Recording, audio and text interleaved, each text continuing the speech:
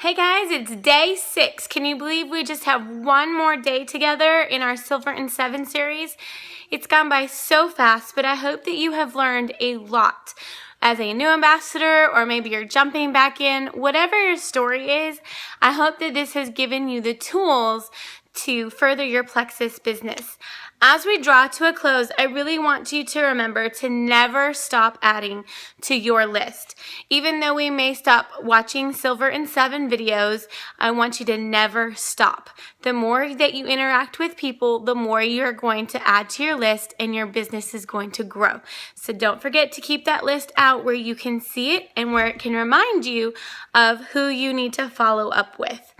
I also want to remind you to don't stop posting. You guys are doing great in your Facebook posts, and I would love to see those continue because they are going to build belief in your friends and family that are watching you that may have told you I'm not ready yet.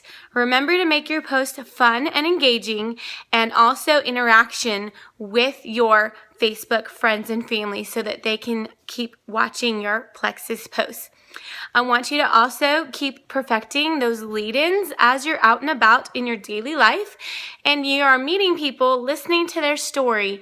Think about how you can bring Plexus to them, whether you overhear them talking about how their husband has diabetes or maybe they lost their job. Keep an ear out for how you can help them because Plexus has so many products and opportunities to help so many people around you. So I also want you to make a commitment to personally develop yourself as an ambassador. Whether you're brand new or you've been here a little bit longer, personal development is so vital. Being an ambassador for over 2 years, I have never stopped learning something or growing. And so I recommend you getting with your upline or your sponsor and finding some personal development books or resources to help you continue on your Plexus journey of personal growth, whether it's via the products or your leadership, whatever it is, to help you grow. So today, day 6, we're going to talk about follow-up. Follow-up is something that is so vital in our Plexus business, but we often don't make time to do it.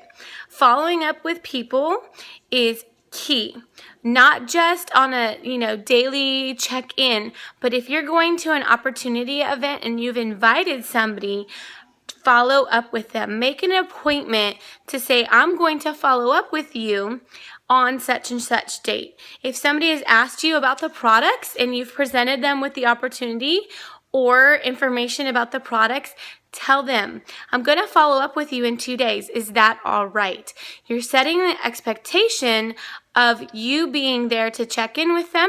You're also setting that expectation of being there to answer any questions that they may have. And that is key because by not following up with people or setting that standard that you're going to follow up with somebody, that tells them that you may not have time for them. And so they might be wanting to work with somebody else. So did you know, these are some stale statistics for you, that 45% of people never, ever, ever follow up with somebody. So somebody's asked you about the products and they give them the information and that's it. Ball's in their court. 45%, that is a lot of people that we are not following up with. I want you to think about your own journey and how long it took you to jump on board as a Plexus ambassador. Was it the very first time or was it the 12th time? Did you know that 25% of people follow up after the second contact? So that means that you've been checking in once and twice. Only 25% of people check in 2 or more times. But here's a sobering statistics for you. 80% of sales are made after the 5th through 12th contact.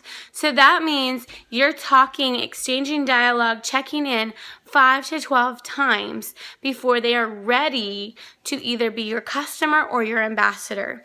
I want you to think about your own journey. Was this true for you? Did it take you 5 to 12 times? I didn't jump in at the very beginning right away. It took me watching my sponsor 2 months before I was ready to jump in. So knowing that, I want us to be the exception. Don't stop following up with people. But here's why we do it. A lot of times we don't follow up with somebody after that first no because of fear of rejection or that we're bugging them. I didn't really have the fear of rejection, but I did have that fear of I'm bothering them. They don't want me to check in with them. When they're ready, they'll come back and tell me. But here's the bottom line.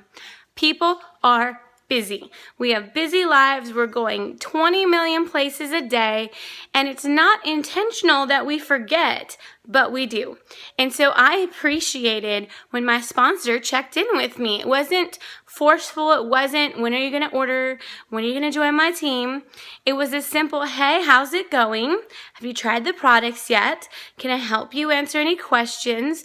Did you like them? Things like that. They were very, very casual, and there was no pressure. So that's what we need to keep in mind. I want us today to follow up with every single person that you have made contact with throughout this week. So go all the way back to your day one people that you contacted, and I want you to follow up with them. I want you to remember that you are not being rejected. If somebody says no, sometimes it means not right now. Let's find out why it's not right now.